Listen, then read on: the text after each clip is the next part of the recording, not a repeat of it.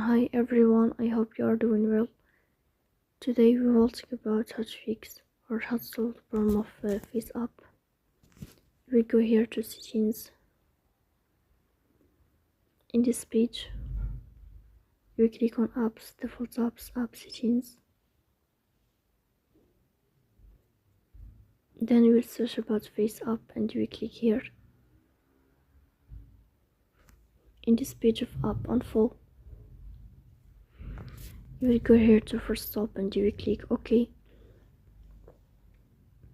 Then you will enter to storage. Here you will click on clear cache. Then you will go to Play Store. You will search about FaceApp. And then here you will update your app if you find updates. Please don't forget to